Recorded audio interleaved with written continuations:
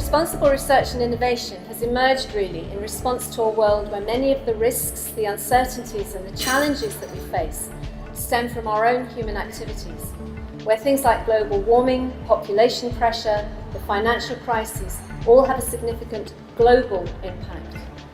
We're more aware now that science and technology increasingly are able to manipulate the very physical, biological and social fabrics of our world. These innovations can provide powerful new solutions to existing societal challenges, but they also bring with them new and potentially even more potent dangers. So it is in recognising that as innovations become more novel and powerful, that we have to take even greater care in understanding the full spectrum of implications of their use. This is the task of FRRIICT. It's really helpful because it's a very difficult concept sometimes, and you usually get pages and pages of words, but actually seeing it brought to life in the context of me in my own kitchen, I thought was brilliant actually, and I really understood it myself. It added some sort of richness to my understanding as well, having read endless papers about it, so I really liked it. In such a fast-paced digital world, we actually have to stop, take the moment to stop and reflect, but do it within the scientific community, but also with industry, policymakers and the public. And for me, especially this last stakeholder, it's so important to get the public involved in research, to help shape how research is done. And to provide this platform is a great thing, and I hope to be able to contribute in the future as well.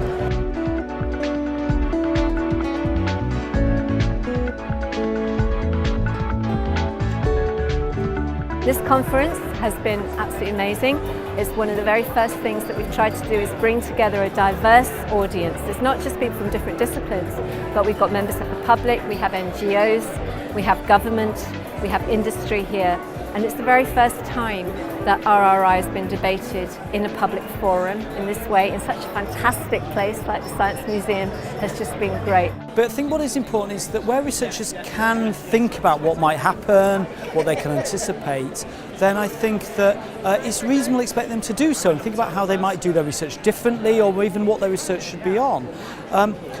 Partly because in part there's a sense of public trust in them. And they're often using public funds, and I think it's reasonable, therefore, that they will do that. My name is Giulia Bubolini and I work for an innovation agency back in Italy. I belong to a chamber of commerce, so very close to enterprises.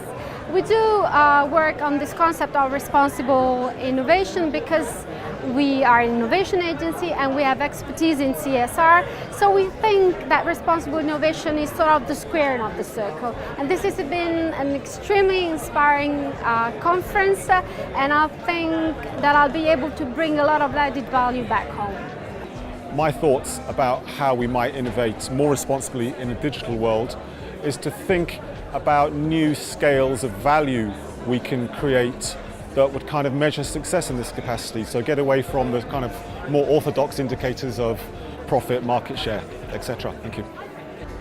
Are you actually doing this consciously, or are you just relying on, of course we wouldn't do anything that was unethical? That, I think, is something we have to take away and think about. That's why I'm looking forward to going through the framework and going, well, if we were to ask ourselves this, or indeed, how do we paraphrase these questions in a way that we can ask ourselves this, so we can at least reassure ourselves we're going the path we're going down won't suddenly trip ourselves up.